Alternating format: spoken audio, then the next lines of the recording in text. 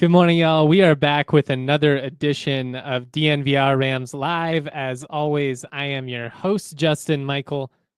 Hope everybody is enjoying their week. Kind of one of those weeks where I feel like you just keep sitting around waiting for Friday to come. And obviously, we're going to dive into that CSU-Memphis matchup, 12-5 game. The Rams actually favored, though the line's starting to move closer towards a pick'em, which is unsurprising. We'll get into all of that. I'll talk about what stands out about this Memphis team. They're highly athletic. I'll get into my final four picks at the very end. It's all for fun. I haven't had a good bracket in really like 5-6 years. I think it was like since Villanova went on their run, and I nailed that. But I honestly feel like a lot like fantasy football. The more that I've gotten into college basketball over the years, the more I'm supposedly an expert. The worse I end up doing in this, wonky single elimination format. Looking forward to it so much. Unfortunately, not able to make it to Seattle. Obviously, we tried really hard to make it work within the budget. It's been tough. I mean, Seattle's an expensive city. And then on top of that, we had a bowl trip that we had to pay for. The last couple NCAA tournament trips didn't have to factor football postseason into my budget. Really wanted to make it work. If they can somehow make a run to the Sweet 16, I'll probably sell my kidneys to show up if I have to. But we will have plenty of CSU coverage. I'll have a live post-game show tomorrow afternoon, hopefully reacting to a big win and setting the scene for Sunday's matchup, but also possibly talking some big picture stuff. So we'll be going live tomorrow afternoon either way. I'm going to head down to Denver later on. Going to go watch some of the action at Ball Arena. See our guy, John Tange. That'll be a lot of fun. But I just kind of wanted to start with that, set the scene with it. We are going to eat our vegetables here at the beginning. We're going to talk about the not so fun news on the football side before we focus the final probably 40 minutes or so strictly on basketball. If you missed it, I reported yesterday that Louis Brown, star wide receiver, projected to be the number one wide receiver this season, has been dismissed from CSU football. If you're a DNVR diehard, you got those details before everyone else. Did get a couple of snarky responses about, I wish I didn't have to pay to read this. I understand that subscribing is not something that everybody can afford. I try and give out as much information for free as I possibly can. Obviously, these shows are free. The audio-only podcasts are free. But I do have to make a living one way or another. So I really do appreciate those that are DNVR diehards that make all of this possible. It really means a lot to me. And if you're not, I encourage you to do so, especially if you're more than a CSU fan. I mean, we've got the Avalanche, we've got the Nuggets playoff runs coming up. The Broncos are relevant for the first time in a decade. Like, we've got a lot of great written content that if you are a sports fan, I think you will enjoy. But yeah, unfortunately, Louis Brown has been dismissed from CSU football. I have confirmed that with the program. Believe he's no longer listed on the roster. So, I mean, you can double check that, but he won't be in the mix this season. It was supposed to be the feel-good story. Started his career at CSU, had a breakout season. From what I've heard, kind of got some bad advice, had some P4 aspirations, but ultimately ended up at San Diego State. Had a very comparable season to what he did at CSU. Receptions and touchdowns went down a little bit. Receiving yards went up a little bit. But unfortunately, he just cannot stay out of trouble off the field. He's kind of been a handful behind the scenes since he got here.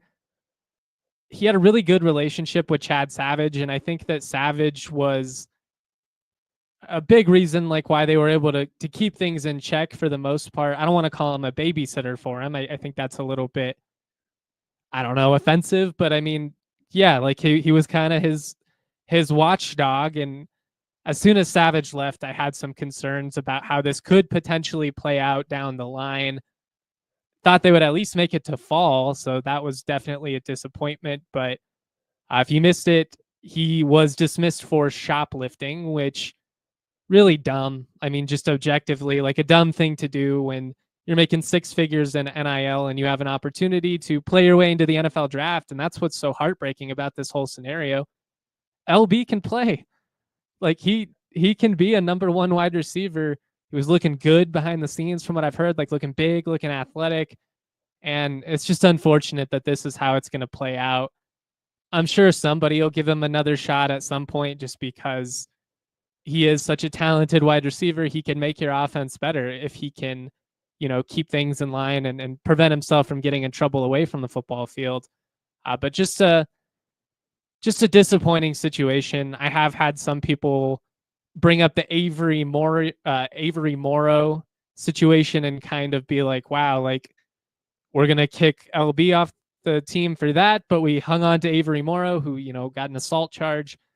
And I think that's a fair critique, to be honest. I do think it's kind of a situation where this dismissal was less about the one incident, which was admittedly very dumb, like just a dumb thing to get in trouble for, and more about the big picture and the fact that he's kind of been a handful from the beginning, and they were willing to take another chance on him because he is so talented. And I think from a quarterback standpoint, this is a big bummer for Braden Fowler-Nicolosi. One of the things that I've repeatedly brought up in terms of his development and just some things that have impacted it, obviously switching offensive philosophies this past year, that played a factor. Went under center for the first time. They went more West Coast scheme, more ground and pound. It was just a more run heavy offense, and it really changed the way he had to operate. I mean, like it was a lot of 3-step drops and stuff like that from under center, things that he wasn't necessarily used to doing out of the gun. And I thought he did a good job of adjusting, but the toughest thing for him these last couple of years has been the lack of continuity that he's had from a pass catching standpoint. I mean, Torrey Horton's injuries have played a big factor the last couple of years, but it's kind of just been a revolving door in terms of who is supposed to be his number one wide receiver. Torrey early on, the clear-cut guy, even in 2023, was kind of in and out of the lineup, made a bunch of starts, didn't really miss games, but he'd miss stretches, because he was getting dinged up, taking a lot of shots there. You kind of hoped that what they did with Caleb Goody this past season, you'd be able to build off of that. He obviously decided to hit the transfer portal, ended up at Cincinnati, got a nice check to go there. Really athletic dude. You wish him the best. Him and Jamari Person, who ended up at Liberty, I believe, in the end. Person was even more frustrating to me than Goody. I knew Goody would get a payday. I was just like, I don't know if Jamari had shown enough at that point to be hitting the portal and hoping for a check. I think he is a lot like LB the first time around, probably the victim of some bad advice from an agent who I believe he has already fired. So, I mean, it's a crappy situation altogether. This could have been a really cool, feel-good story after, making I'd say immature decision to leave the program a couple of years ago. I mean, he was trying to do what he thought was best for him, so I can't fault him there. But after, deciding to transfer out and not having it work out the way that he hoped, he had an opportunity to come back to the program that believed in him in the first place, that gave him a chance in the first place, that allowed him to have that breakout sophomore season and see the field as a freshman.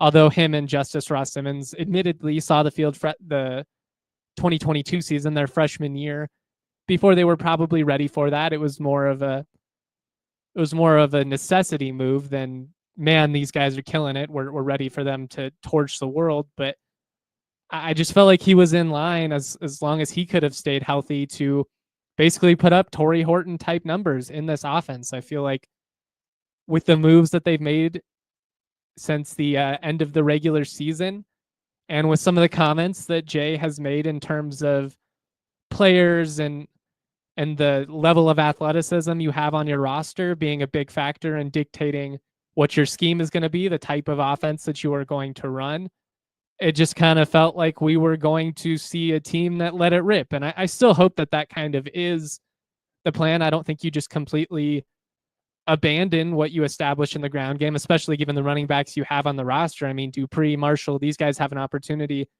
to be really good. And obviously you bring back Van Shield, Keegan Hollis, like they've got a lot of good options in that backfield. But I think a lot of people were hoping to see with third-year starting quarterback. You bring over 4-star transfer Kojo Antwi from Ohio State. You get LB back from San Diego State, and it's like, all right, let's go. Like Jackson Warren's going to be healthy. Let's rip it downfield, and let's kind of see that Fort air raid offense that we envisioned when Norvell came over, and for a variety of reasons has not really come to fruition. I mean, they were close to it at times in 2023, but 2022 was a mess for a lot of reasons. Just having so many of those guys hit the portal in September really killed their chances of being competitive on the offensive side of the ball. But this is a major setback. I do like that if something like this is going to happen, obviously you're never rooting for it, but if you are going to lose your projected number one wide receiver, it's probably better to have it happen, the week of March 20th and not the first week of the season or something like that. You're not going to waste a bunch of reps on a guy who's not going to be there. But I hope that LB can figure it out. I hope that he can make the most of whatever his next opportunity ends up being, because I do think he is talented and athletic enough to be an NFL wide receiver. 97 catches for about 1,200 yards, 8 touchdowns these last couple of years. I hope he figures it out, because he's got all the talent in the world. He has a chance to make himself a lot of money playing this game. But I think especially in such an important year for Norvell, year 4, we're really hoping to see this team take the next step and kind of build off of what they laid as a foundation this past year. The culture element is a big factor. And I think one of the biggest downfalls of Mike Bobo was there were some talented players, a lot like LB, who when they got in trouble, I'm not saying they looked the other way, but the standards were different for different guys. And I think eventually that really wore thin inside that locker room, particularly when they weren't winning the big games. And it was like, yeah, this guy is great, putting up massive stats, but he's late to team meetings. He's going to parties. He's getting in trouble. He's doing all this stuff. And if it were anybody else, they'd be kicked off the team or at the very minimum in the doghouse significantly. And I applaud making the tough decision. There are times where you decide to give somebody another opportunity and they make the most of it, and that's great. There are times I also think as a coach, you have to just be willing to cut them loose and just accept that it is what it is. And as talented of a player as they might be, maybe they're not worth the headache. And I just think that's kind of the situation that we're in at the moment. As far as breakout candidates to look out for, guys who could potentially see an increase in production because of LB no longer being in the program, I think the easiest guy to point to is Jordan Ross. Jordan Ross probably would have been one of the top 2-3 wide receivers anyways. Top 2024 signee. Really came on strong as the season progressed. Like didn't do a ton early, but was a big factor late in the season, especially in some of those late November games going into the bowl. 15 catches for 218 yards and a score. You're hoping that he can make a major leap. Everything I've heard about this guy behind the scenes is he's a grinder, has those Torrey Horton qualities where despite being a freak athlete and all this talent, he's the first one in, last one out type mentality. I love that. There's a huge opportunity for him to prove, why he was a 4-star recruit. Going the opposite end of the spectrum, I think it's a big chance for Tommy Maher, former PWO, but has worked his way onto the field for CSU. We saw him play quite a bit over that last month. I only had 4 catches for 99 yards and a touchdown, but it was a fun story when he gets tackled short of the goal line in that win over Wyoming when they try and do a little jet sweep to him. You're like, oh man, what a bummer. It could have been such a cool moment. And then he comes back, completely makes up for it with like a 55-yard touchdown reception, good route runner. I mean, all the stereotypes that you hear about a white wide receiver, if we're being honest, but sneaky athletic. Keep an eye on him. I think he's a guy that's going to have an opportunity to play a pretty big factor in the offense this year, especially, now that LB is not in the mix. And then last, I'll throw out Kojo Antwi, who historically has not done a ton at the D1 level, but he was a very, very highly touted recruit. And maybe he can be an Ethan Morton type for the football program where he's able to kind of flourish in an opportunity where the level of competition goes down a little bit, which is a benefit. But you are in a championship caliber program with some of the best wide receivers in the country. I think what he can bring to this team more than anything is hopefully leadership. But there's a reason he was, a top 100 recruit at one point and a freak athlete and all that. Like, I think there's an opportunity for him to really have a major impact for the Rams. And I'm just glad that he's here in the spring and not, didn't have to wait until fall. Finally, before we move into hoops, did want to shout out Torrey Horton, who got a 9.79 out of a possible 10 in his relative athletic score. That grades 73rd out of almost 3,500 wide receivers going back to 1987. Ran a 4.4 140 and had a 37.5-inch vertical, all at 6'2", 196, which is good. He's put on some weight since the end of the season. You hope that helps him as far as durability goes. All right, we are going to move on here. We're going to talk hoops, but we do need to pay the bills real quick. We got to shout out a couple.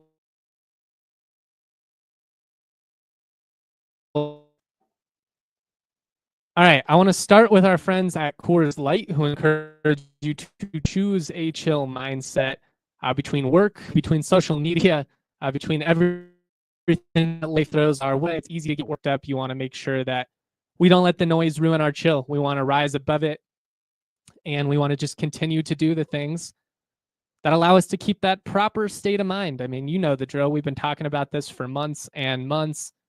March Madness is stressful. It's going to get the heart rate going, maybe sweating through your shirt a little bit. Make sure you don't let it overcome you, especially, if the Rams come up short. You never know what's going to happen. You want to choose chill, and you want to look back on the fun that we've had, then crack open an ice-cold Coors Light. Choose chill this winter, then reach for a Coors Light. Get Coors Light delivered straight to your door by visiting CoorsLight.com/DNVR, or you can find it pretty much anywhere that sells beer. Celebrate responsibly. Coors Brewing Company, Golden, Colorado. I also want to shout out our friends over at Shady Rays. When the future is this bright, you want to make sure you're taking out the glare with your Shady Rays. Get ready for the season ahead with quality shades built to last. They're an independent sunglasses company offering a world-class product rated 5 stars by over 300,000 people. Durable frames and crystal clear optics, making them the perfect choice for all outdoor adventures. They've got hundreds of styles, so they're bound to have something that works for you. They probably got it in multiple colorways. Maybe you want to get they have some really cool like blue and orange ones. Jake, the DNVR Buffs host, has a really sick pair that's like orange and blue. Really jealous of them. RG's got a couple of cool pairs.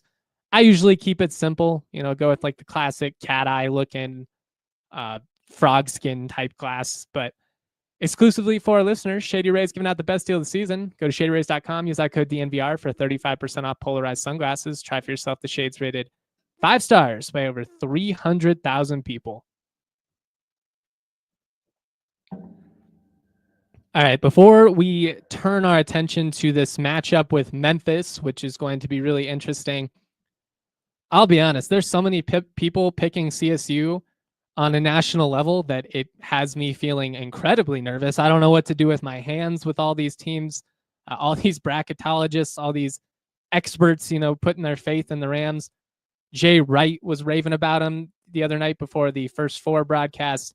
RIP San Diego State. That was a tough one. That did not help the Mountain West when it comes to national perception and coming up short in March. Hopefully we got that one out of the way here.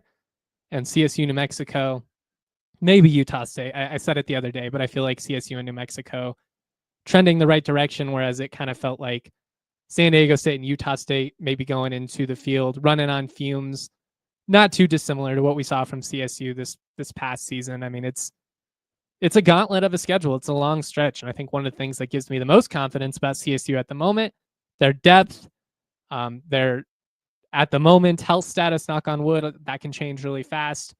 But obviously they're just overwhelmingly dominant performances that we've seen from the Stars. So we'll get into all that. I did briefly want to talk about Nique Clifford a little bit. I wanted to talk about the NBA hype that he's getting. I'll actually have a written feature coming out for diehards that kind of gives some perspective on what NBA scouts, talent evaluators, coaches have been telling about me. I've been picking people's brains since the beginning of the season, and I'm going to give some of that insight in that piece. So keep an eye out on that. Also, keep an eye out if you are looking for somewhere to watch the game. Come on down to the DNVR bar. We're going to have a watch party on Friday afternoon. Should be a lot of fun. Kids are welcome. We got chicken tendies, all kinds of great stuff. Come on through. But I did just briefly, as far as Nique goes, want to talk about his growth since he came over from CU. We're going to play a clip from Tad Boyle here in just a second. But if you missed it, there was a clip that was kind of trending amongst the Denver sports sphere yesterday online. It was from 104.3 The Fan, Zach By and Philip Lindsay. I wasn't going to say the show specifically because honestly, my criticism here is less about those two individually and more about the general consensus and the general way that the Denver media just tends to cover CSU, which is how can we find a way to make this about CU and Boulder? Drives me insane. Obviously, we've seen it with football. Everybody has to ask Norvell 8 million ways about the Rocky Mountain Showdown and Dion and all that. And now with CSU as one of the hottest teams in the country, winners of 10 straight, getting all this national love in the college basketball world, Denver radio is too lazy to even talk about that. Like they have to relate it as, well, maybe, CU can steal Niko Medved from CSU, which first of all, wouldn't happen in a million years. There are very few things I feel confidently coming on here and saying that would not happen, period. This is one of them. It's not throwing away 2 decades worth of relationships to go down the road and coach at what is admittedly a shit gig in the Big 12. It's not a good basketball job in the Big 12, guys. It's one of the worst gigs in that conference. That move to the Big 12 made a whole lot of sense for football. It's going to cripple that basketball program. They don't have the resources. They don't have the NIL. They don't have the horses to run in that league. And I don't know. I guess I'm not surprised. You heard comments like, what if CU needs a proven turnaround coach? Could we reach up the road and lure Niko Medved to coach the Buffs? That was Zach By. Lindsay says, yeah, I know you're the little brother, but now you can be the big brother with the big dogs. Such a big brother. You had 3 NBA players on the roster last year, still lost. The response from By was, we'll give him $10 million or $2 million a year, $2 million a year and double your salary. They couldn't even Google his salary. That's what he makes right now. It's just really lazy, uninformed commentary from people who can't even bother to get on Google to talk about one of the coolest local stories in the country. And again, this is less about those two because they're an example, but I guarantee you there have been 20 other instances of this exact same commentary. So it's not personal with them. I don't really care. I don't listen to the show. I haven't listened to 104.3 since Big Al left and the original Drive lineup changed. I just don't know why any CSU fan at this point would ever listen to Denver sports radio. I've got some good buddies at Altitude. I think they do great work. But this is no better than like ESPN First Take finding a way to shove LeBron and the Cowboys down your throat. Oh, we're going to talk about CSU basketball, but we're somehow going to relate it to Boulder and Dion and stuff like that. It's super annoying. Admittedly, I'm in my feelings a little bit. I don't have a problem saying it. I think it's bullshit that this is the quality of coverage that CSU gets, and it's a big reason why I think I've been able to grow my show the way that I have, and the reason that CSU fans support me. And I guess it's probably good for me that these guys can't even bother to give us some half-ass commentary on CSU. But I'm just over it. I'm over it. I would say this to their face. I would say that it was uninformed and lazy, so I don't feel like I'm being fake or anything like that. But just ridiculous that's the commentary we're getting when it comes to CSU hoops coverage in this fine city from the radio airwaves, which again, unsurprising, but just disappointing. Nique Clifford getting some top 20 love. He's shown everything that he's needed to this season to be a first round pick. He's grown so much as an offensive creator. His shot making has just been through the roof. The rebounding, the athleticism, the defense, all of that was always going to translate. I just feel like he's refined his bag so much. The most recent mock in The Athletic has him going 15th overall to the Orlando Magic. Direct quote from that. Somewhere in the top 20 feels right for Nique Clifford right now. I've seen people talking about how he has a potential to play his way into the lottery, which how cool would that be? If CSU had a lottery pick, especially as a former Buff that came to Fort Collins and like found his groove. I'm being petty now at the moment. I got all fired up, but yes, like I love the storyline. I love his origin story. It just adds to the mystique that much more. But he's just such an incredible person. And I'm going to play a quote here from Tad Boyle, kind of talking about if it stings to lose Nique or not. A lot of great quotes in here. I will say it's easy to say this type of stuff now, but your actions speak louder than words. CU ran Nique off, which he didn't exactly say that, but he talked about how Cody Williams' recruitment played a big factor. So saying it without saying it, and I appreciate that he didn't duck it there. I have so much respect for how classy Nique Clifford has been throughout this entire process. Like very clearly, I mean, the last couple minutes are a good example of it, but I would have been Tom Petty in that situation. I'd have been Richard Petty. I'd have been the most petty that Petty has ever pettied if I was Nique Clifford, because I would be talking my shit left and right. I would be talking about how they didn't believe in me, how all it took was an opportunity to come and show what I can do. And now look what I'm doing. I'm absolutely thriving. But Nique has taken the high road every single time. And I just think that it's a perfect representation of who he is as a person. And as much as I've enjoyed covering him from a basketball standpoint, getting to know him off the floor and just getting to see him become the player that I knew he could be from the start. Like I had such high hopes for him, and then surpass that has been so cool. And how can you not love Nique Clifford? I guess that's what I'll say. But here's some commentary from yesterday. Tad Boyle answering our good friend Tyler King of the Denver Gazette. And great question from TK, by the way. You guys need to consistently have NBA players to compete at this level. That hasn't changed from the Pac-12, obviously. Does it at all sting as a coach when you have someone like a Nique Clifford who maybe you didn't get the most out of him here, but he goes on and becomes that somewhere else? How do you go through that? No, look, number one, I'm really proud of Nique, and he's having the career and the year that we thought he could have when we recruited him out of Colorado Springs. He just finished it at Colorado State. And it's funny you bring up Nique, because I have his stat line on my whiteboard in my office that I went through with our players yesterday that were returning. And it had his field goal percentage, his three-point field goal percentage, his free throw percentage, his assist turnover ratio the last year he was here. And his name's not on it. And he played 22 minutes a game that year. He started 33 out of 35 games. And it wasn't a good year for Nique. But you know what it taught me is here it is 2 years later, and he's going to be an NBA player, next year. I don't know where he'll get drafted or, how that's all going to shake out. But he's had a heck of a career.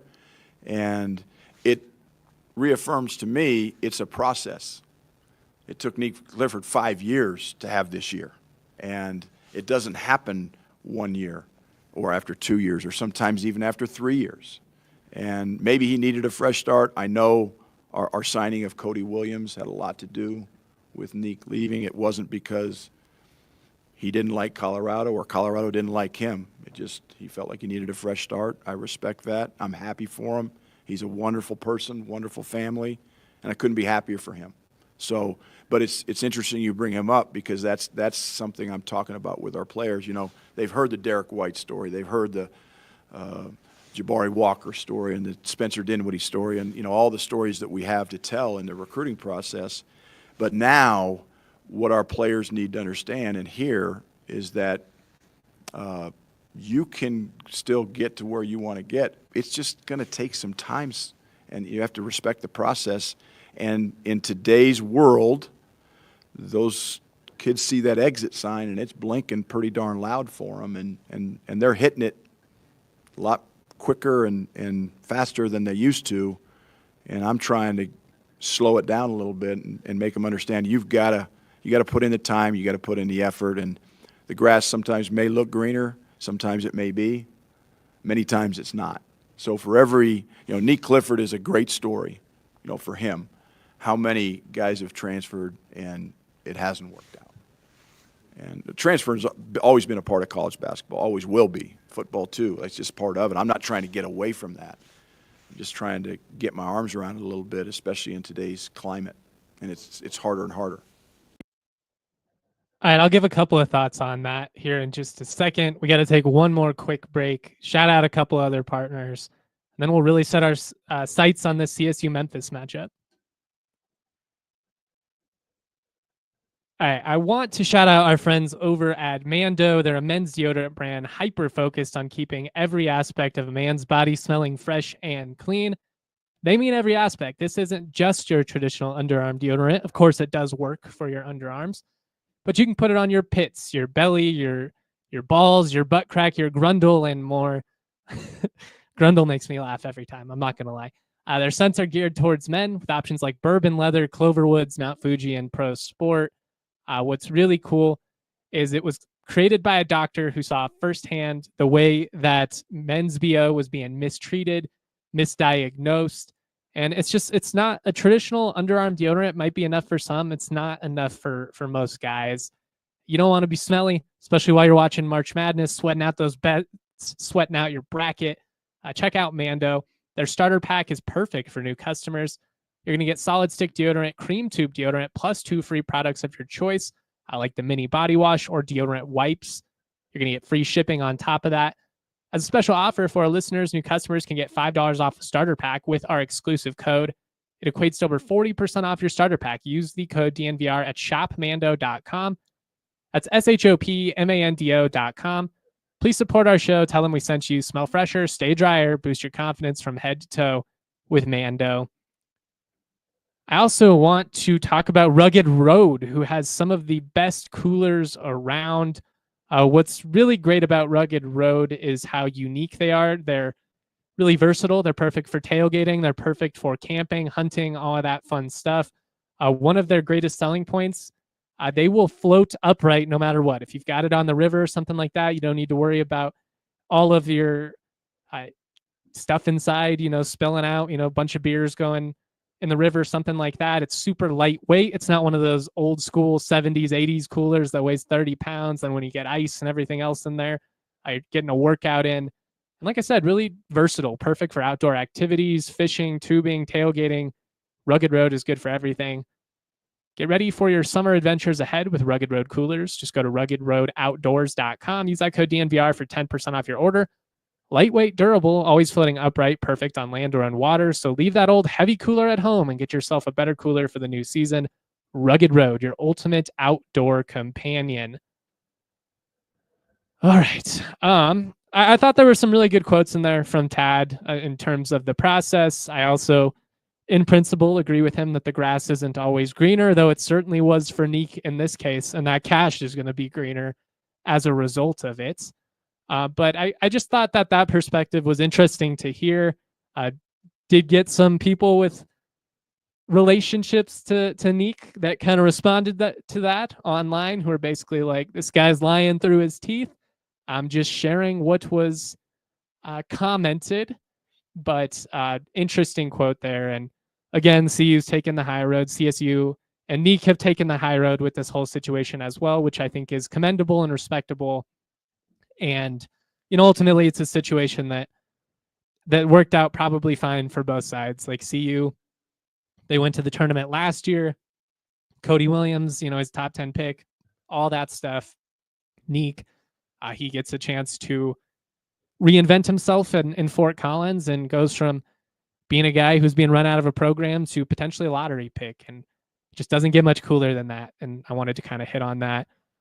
Keep the questions, comments flying in the Toyota chat. I will get to as many of them as I can. I know we've got a great question here about John Weber. There was another one about investment in football versus basketball. I will get to that at the end, I promise you. Don't want to get too derailed here. I want to try and keep us on schedule as best as possible. But if you wouldn't mind giving us a thumbs up if you're watching live on YouTube right now, I certainly would appreciate it. If you're listening later on, wouldn't mind commenting, giving a 5-star review on Spotify, Apple, all of that. It helps us pay the bills. So I appreciate everybody that continues to support the show. Let's get into this matchup. We're 35 minutes into the show. I want to talk CSU Memphis. I want to talk March Madness. This is my time of year. This is what I live for as a sports guy. I cannot wait to see if the Rams can keep up this incredible hot streak that they've been on. I already did the whole sentimental rant the other night on the audio only podcast about appreciating the moment and the uniqueness of this turnaround with this team and just how special it is. And basically, no matter what happens at this point, this has already been one of the most rewarding stretches professionally for me of my career. Getting to see CSU win a championship in person. I got the confetti behind me in the background. It makes me emotional, man. I've been following this program my entire life. You know, it's 2+ decades of this. I'm almost 30. I was 8 when they went on that crazy run in 2003. Remember being stoked, but obviously, I mean, at 8, you don't really have an accurate gauge of just like how special that was at the time. But I think what's been so cool about this run is it's not just a fluky 3 or 4 day stretch in a conference tournament. This has been sustained success now for about 6 weeks. And what this team has done to put themselves in this position in the first place has been nothing short of remarkable. I have so much love for this team, and getting to follow it has been such a joy. And I just hope that we can keep perspective of that, especially as we all know in a single elimination format, you never know what can happen. Obviously, the coaching carousel rumors, all of that, like there's a lot of other stuff that if you want to go that route, you can fixate on and be an Eeyore about the situation. But I think with what we've already seen, the fun we've already had, like it's kind of gravy at this point. Obviously, I want to win. Obviously, I want to see this program win not only tomorrow, I want to see them make the second weekend of the tournament. Like this team is good enough to make the Sweet 16. Probably going to run into Florida at that point, which would be tough, but you win a couple games, you get a little momentum going. Why not? Why not CSU? And that is the mindset that I'm going to take into March Madness. That's how I'm kind of trying to view it all. No matter what happens, this has been incredible. So let's enjoy it. As far as the matchup goes and things that stand out about Memphis, I think the biggest storyline, at least right now, outside of maybe the Medved Minnesota stuff, is the injury concerns that Memphis has to deal with going into this matchup. Tyrese Hunter, their third leading scorer, guy goes for about 14 points, 4 boards a game. Questionable, probably more like doubtful with a foot injury. This is a direct quote from Penny Hardaway yesterday. It's going to take a prayer and then some to get him out on the court. He got hurt in the semifinal of the AAC tournament, came back out with a walking boot and crutches. So we'll have to see. Him not being able to go would be a pretty major factor. I think one of the strengths that CSU already had going in was probably deeper, like Memphis's athleticism, their top level talent. You know, that's at a level that you don't really face that often in the Mountain West. Their top couple guys are really, really impressive, all played at bigger schools. I mean, they've got some NBA dudes on this roster as well. But if Tyrese Hunter isn't able to go, I mean, they're pretty reliant on their starting 5. It puts a lot of pressure. Like they had to get Okogie to start his first game in the title game. You know, he's typically only playing a couple minutes a night. So like that's a big jump up in responsibility for someone. And it just obviously puts more pressure on, you know, PJ Haggerty and Dane Danger to shoulder the load. They're capable of doing it. Don't get me wrong. I mean, like Hunter goes down in that semifinal and Haggerty scored, I believe in that game, 42 points. He did have 42 points in one of the AAC wins. I believe those were the same games, but he's 22 points per game on 48% from the floor, 38% from deep this season, 42 against Wichita State. And he didn't hit a 3. That's what's scary. I mean, like he had one of those games, a lot like what I hyped Nique Clifford up for against Boise State, and Nique did hit a couple of 3s in that win. But like it's one thing to score 35 and you hit like 10 threes or something like that. That's not to say it's not impressive. It's really hard to hit that many 3s in a game. But you were probably getting some help from your teammates at that point. You know, kickouts where it's a wide open 3, stuff like that. When you can drop 35 plus and you're creating everything for yourself, you're putting the ball on the floor, you're pulling up from mid-range, you're getting to the hoop. That's kind of a different level of dominance, and Wichita State just could not guard Haggerty. I mean, 42 points, you go back and you watch it, a lot of it right around the free throw line. Like, he loves that little 16-foot pull-up mid-range J. He can get to the rim. Like, a lot of it was him just blowing past people, and if he gets within a couple of feet from the glass, he's probably going to be able to finish. He's got great touch. He's just a really impressive scorer. He's one of those guys that can clearly basically take a game over single-handedly. And just what makes Memphis so tough is they play at such an intense pace. They're hard to keep up with. They've got Haggerty, who can create his shot anywhere on the floor. He can get to the rim whenever he wants, but he can also just stop on a dime and pull up and cash a J right in your face. And then you got to deal with Dane Danger, who's 6'9", 270 pounds, played at Baylor and Illinois before he came. And it's not like this is a situation where he was a scrub, wasn't able to make an impact at all at those big time programs, and ended up transferring to Memphis as a result. Like, he was playing there, and what he does this year is basically just murder you in the paint. 62% from the floor. Again, 6'9", 270. So he's a handful. And I think that Bemba and Japa and even at times like Morton and Croc, they're going to have a hell of a time boxing this dude out, keeping him contained in the paint. You've got to bring the same type of physicality that allowed you to, disrupt Tyson Degenhart. Now, Degenhart's a big, strong dude, a big athlete. I don't think he's as explosive as Danger is. I don't think you got to worry about him, getting a putback dunk over your head the same way. And that's another thing that's just going to really stand out, I think, in this game is the length and the athleticism that they have. They're great on the glass. They're, in particular, a really good offensive rebounding team. They at times give up some offensive rebounds themselves, which I think probably has to do more with the tempo that they're trying to play at. They're trying to get out and run on you, get out in transition at times. That can result in some second chance points the other way. I think we saw CSU struggle with that a couple years ago. But I think if you can prevent some of those second chance opportunities and you can win the perimeter the way that you've been able to with pretty consistent success during this winning streak, I think the Rams have a really good opportunity to pull out the win. Like, Memphis is a team, a lot like New Mexico. They have an ability to get really hot in a hurry, and a 2-point game can become a 12-point game in about 90 seconds, especially if they're creating chaos, they're getting turnovers, they're getting out and getting those easy transition looks. Those are what you've got to be able to prevent. But if you're CSU and you can limit the turnovers, I think 13-1 when they've had less than 12 this year. If you can shoot the three the way that you've been shooting it of late, I mean, they have just been cashing shots from deep during this winning streak, and then you defend the three the way that you've been able to, you're going to have a good opportunity. But something's got to give there, because a lot like CSU, Memphis has defended the three at an elite rate.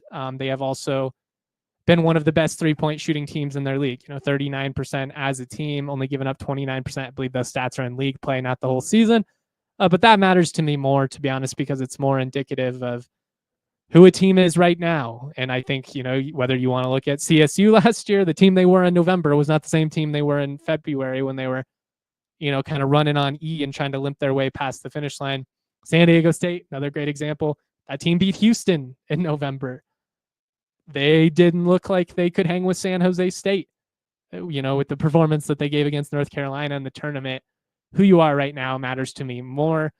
And as talented as this Memphis team is, and they've got a ton of talent, you've got to respect it, and the athleticism, the Rams are a more composed team. Like Memphis, when they're able to bully you and when they're able to get out and run and get those easy looks, man, it's a lot of fun. But they turn the ball over about 14 times a game themselves. And I feel like if CSU can bring the type of defensive pressure that they've had consistently, make you work for hard shots, turn them over a little bit, I do think that you can fluster them. And I think there's a path forward for CSU there to kind of dictate the terms and the tempo of which this game is played. And if they're able to do that, they're going to be in a pretty good spot here, because I'm just assuming that Nique, I'm not saying he's going to have the game he had against Boise, but based on what he's done of late, you pretty much assume he's going to go for like at least 20 and 10. Maybe it's not as efficient as some of those other ones, but he's going to get his. They'll make him work. You just got to make Memphis work really hard for everything.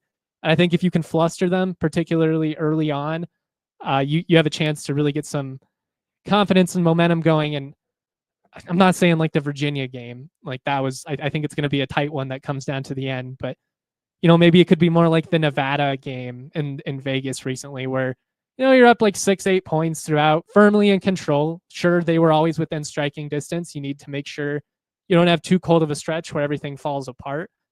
But I think if they can dictate the tempo, I think if they don't get killed on the glass, and I think if they win on the perimeter, they have a really good opportunity to win this game and, advance to play Sunday, which would be awesome. I think this team is capable of making some real noise in the tournament in a way that maybe was not true the last couple of years. Like, I think that Stevens and Roddy team, they get a different matchup. They certainly could have made the second weekend. That Michigan matchup was just rough. Last year, I think it just had to do more with the legs. That the guys ran out of gas. Like, they were already exhausted. Then they had to go to Dayton, which sucked. And then they played on Thursday. That's another thing that, yes, I'm whining. Yes, I'm making excuses. But, last year, that turnaround, having to go from a late night Tuesday game to playing on Thursday was just ridiculous. Like, they had no legs. All of the teams in Dayton this year get to play Friday. I think that would have made a big difference for that CSU team last year. But fortunately, you weren't in that spot. You took care of what you needed to out in Vegas. You're one of the hottest teams in the country. And I'm excited to see how this plays out. Like I said, I'll be going live post-game. We're going to play a clip of Niko Medved here. There's some basketballs being dribbled in the background. It was during practice, so I apologize about that. But just me and Kevin Lytle and a couple of other guys picking his brain on the mindset of the team, this matchup with Memphis, all that fun stuff. And then we'll get to questions, comments, my Final Four picks, and all that on the way out. Had a couple of days to prepare for Memphis now. How are you feeling about things? We're still just, I don't want to say getting started, but, just kind of in the first stages. We lifted and watched some film, but this is our first day on the court as we've got, kind of 3 days here before we play on Friday. And so, listen, we're a 5 seed for a reason. Penny does a great job coaching these guys. They play really, really hard.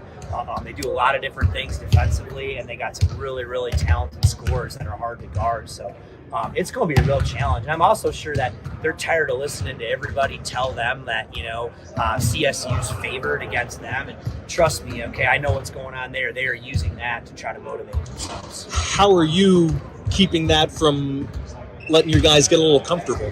Listen, you watched our guys play our last month, the last thing you would say is they're comfortable. So if you're going into the NCAA tournament feeling comfortable, then we might as well not even get on the plane. So they're not going to play like that. Listen, these are the best teams in the country that are here for a reason. Both teams are as motivated as they've ever been. And we just know that they're going to be really motivated too. How do you limit a scorer like Haggerty? Whenever you're playing scores like that, and Danger's really the same way for them, you got to try to make it hard on him and try to make him earn everything. I mean, Haggerty gets to the free throw line as much as any player. He's kind of a hard guy to officiate. He initiates a ton of contact. We got to try to do a great job of guarding him without fouling. But he can score at all 3 levels. And again, I think you just got to try to make him work for his points. But you're not just going to shut a guy down like that. How important is it to dictate the tempo and the pace in a matchup like this? I think that's really important. I think obviously, for us, I still think it comes down to, transition defense, taking care of the ball and rebounding. I think those are the things. Run when we have opportunities to run, play in the half court, when we want to do that, we're good there. But I think that, sometimes you also have to take opportunities versus pressure or whatever to attack their pressure. So it's finding that balance that's going to be critical for us. How do you describe kind of the intangible benefit of guys like Morton and Lake and Nique that have been in a lot of these, kind of big situations, how that can help a team? I hope it does. And, for that matter, both Kyan and Rashawn were on the NCAA tournament team last year. So, I hope that definitely benefits us. They've got some veterans too that way, but it won't be the first time we're in this environment. And I also think, Kevin, we just played in a bunch of big games, right? That meant something, and hopefully just playing in those kind of pressure-packed games, helps prepare us for this. Have you learned anything from the previous 2 NCAA tournament experiences that maybe you feel like you're more prepared for or better understand about going in this week? I don't know. I think like any big game, I think, listen, you want the guys to enjoy the experience. I mean, come on. Like this is for some of these guys and all of them. I mean, you never know when you're going to get back. And for some guys, it's their first time. In Bourne's case, he's never been here in his career. So it's the balance between you want him to enjoy it. But then I think on the other side of it is, at the end of the day, it's a basketball game. We know it's a big game. People are watching, huge sporting event. Ultimately, the ball is going to be tipped up, and it's the same basketball games we just played, right? You got to do those things. So I think what happens is you try to keep it everything the same, and then know when the ball is tipped. Hopefully, you just lose yourself in doing the things you do.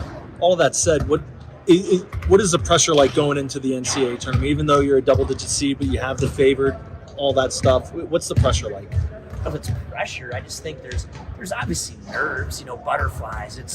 But man, that's what you live for. You know what I mean? If you don't have that, you better go do something different. So I think it's good to feel, that, that the energy, a little bit of nerves starting. Both teams feel that. And then I just think once the game gets going, I think that kind of wears off a little bit. And again, it settles into a basketball game.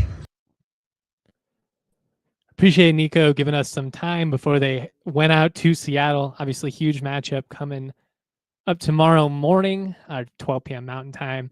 You have an opportunity, if you would like to come down to the DNVR bar, there'll be a watch party. Should be a lot of fun. You can meet some of the DNVR talent, all that fun stuff. Before we get out of here, I will get to your questions and comments. I am going to give my final 4 picks real quick. I have Michigan State and Texas Tech, 2-3 matchup in the Final Four. And I have Duke Gonzaga, a 1-8 matchup. I've got Gonzaga upsetting Houston, making a little bit of a run. Gonzaga is one of those teams, they could lose the first weekend and bust my bracket. I also think they're good enough to win the whole thing. I do have Duke beating Michigan State for the national championship. Hate to do it. Cannot root for Duke. I will say I find them a little less hateable now that Coach K is no longer in the mix, but they're just so explosive offensively. Cooper Flag has been incredible this year. Have a hard time picking against them. So that's who I'm rolling with. Admittedly, a lot of chalk. I did take CSU to the Sweet 16. Hopefully I'm able to recreate some of that preseason prediction magic. Although, for the sake of transparency, missed on a lot of those bold predictions. Just happened to hit on the biggest one, which was that the Rams team would get hot at the right time. Bunch of veterans would figure it out. Nique would go crazy. And they would win the Mountain West tournament. That's how they would get to March Madness. I will say, even I was a little like, damn, because I forgot that I also threw in the line about, and it wouldn't surprise me if somebody like Keshawn Williams or Bowen Bourne played a big factor. Bowen Bourne hit 3 threes in that championship. Patted myself on the back a little bit for that one. But I also said they would sweep New Mexico this year. So I'll take that L firmly. All right, we got some questions, comments. Mile High Minute, feeling good about the Rams, just hoping they haven't been paying attention to the bracketologists, as a lot of people have been picking the upset. It's not even technically an upset. CSU is favored according to Las Vegas. Like, that's how much respect the Rams are getting. I do think that the injury situation with Memphis plays a big factor into that. Again, probably not going to have Tyrese Hunter, and Dante Harris, one of their other players, is questionable as well, though it sounds like he maybe is a little bit closer to returning for Memphis than Hunter. But yeah, I mean, there's a lot of respect for the Rams. It's a position that we're not very comfortable, and it kind of feels like we are the San Diego State of normal, where everyone's showing us all this love, and they're like, yeah, I've got the Aztecs in the Sweet 16, or New Mexico back in the day, hopefully not this year, where everybody'd be all stoked, everybody's bought in, and then they don't even win a game. Like, that would be very much par for the course based on how a lot of the last 20 years or so have played out as CSU fans. But also, like, this team has proven to be different. And at this point, like, they've shown me they can compete with anyone. Winning this 10-game stretch by an average of 17 points has just been so incredible. Really cruised in the Mountain West tournament. Like, I feel good. I feel good about the Rams' chances of making a little bit of noise. And I'm going to go in confident and optimistic because this team has earned it. It's not just us looking at the situation with those green tinted glasses and being like, boy, oh boy, I sure hope the Rams will find a way to make some magic. That sure would be swell. Like, this team can play. We can ball, and we're going to say it with our fucking chest. Excuse my language, getting a little bit fired up here, but like, this team is good enough to make some noise in the dance. And It's just crazy to think they were 5-5, sitting there at 207 in net in December, driving home from Boulder after just such a disheartening performance. I never would have imagined in a million years that I would be sitting here on March 20th doing a preview show for the NCAA tournament with the Rams considered not only like a team that could potentially win a game, but, you know, could make a real run. It's just so cool. Carrie wants to know, if you were John Weber, what's your checklist of things to do to keep Niko locked down if Minnesota comes calling? I don't think there's anything you can do, guys. If he wants to go to Minnesota, he's gone. It's the dream job. It's his alma mater. There's not much we can. He's already got institutional support. They've already upped the salary. Like, Minnesota with Big Ten money is always going to be able to top us. And I mean, maybe, or West Virginia is open now too. You know, he talked to them a little bit last year as well. And his wife, Erica's got, you know, family ties to West Virginia. I just think it's a situation like it's one of the 2 or 3 jobs that are a little bit different for him. And I don't think he would have left for just any job. Last year's a perfect example. Turned down Oklahoma State because they got an investment in the program, because, you know, he got a raise as well. And sure, like, you could offer that, you know, we'll bump you up a little bit. But at this point, CSU institutionally is basically spending as much as they can in this program. And it's wielding great results. Like, you want to continue that, but there's always going to be a bigger school with a bigger checkbook. And when that school happens to be his alma mater, the emotion of it, like that's just something that we can't really offset, I guess, would be how I would phrase it. I mean, I just think the Minnesota job's different for Niko, and you can't blame him. Like I said it on the audio only podcast on Monday. Think about how often we as Ram fans pound the table for someone like Becky Hammond to come back and make an impact at CSU, or, you know, like any of the alumni, you know, like, oh, I sure wish Joey Porter, you know, would come back and be a defensive assistant like he was under McElwain. Like, we live for that kind of stuff. We can't constantly be like, man, how cool would that be? And then at the same time, when Medved wants to go to his alma mater, be like, wow, you turned your back on us. Like, you know, I just don't think that's the case. He could have left for a quote unquote bigger school multiple times already. He stuck around, but Minnesota's different. And I just think that's something that we've got to be able to at least understand. Like, it sucks. I don't want to lose him. I mean, obviously this program has been awesome, and following it, it's been a blast. I mean, I've had the time of my life covering this team these last couple years, but whether it's Ali or you know, a Craig Smith or Tim Miles, I just think that the program is in a really good place. And I think especially in the Pac-12 era, there's an opportunity for CSU to be considered one of the truly elite mid-majors, whatever you want to call it. I don't know what the Pac-12 is going to be referred to. Maybe it'll be closer to a high major like the Big East, but they'll be, you know, one of those programs that gets hopefully, you know, talked about with like the San Diego States of the world. Gonzaga might be asking for a little bit much after everything that they've done, but if Gonzaga could do that, why couldn't a program like CSU? I do feel that.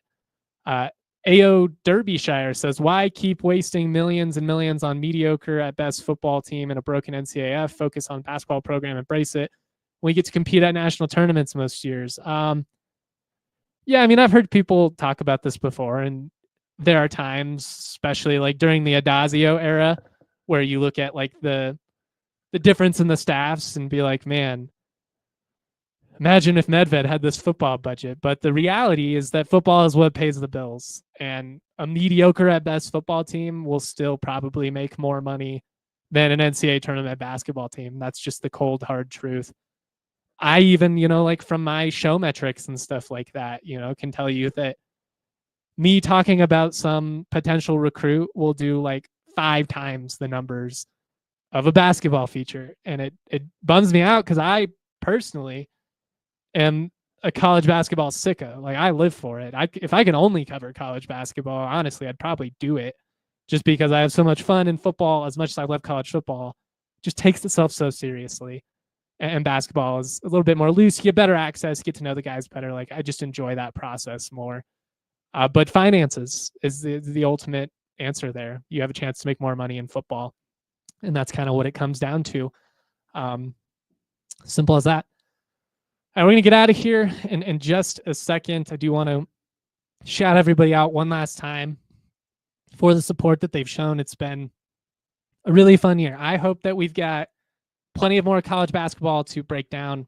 And obviously, no matter what happens, we'll be talking about the results. But I hope this run is just getting started. I hope we've got another couple weeks of the magic, but there is nothing quite like being an NCAA tournament team. And there's nothing quite like when your team is in the big dance. Eric says, I think Colorado State is heating up at the right time. What do you think? Absolutely. I absolutely think this team is heating up at the right time. Solid Media says, go Rams. Always proud to be y'all. Much love. Thank you so much for the support. Peace. We all silly like the mayor.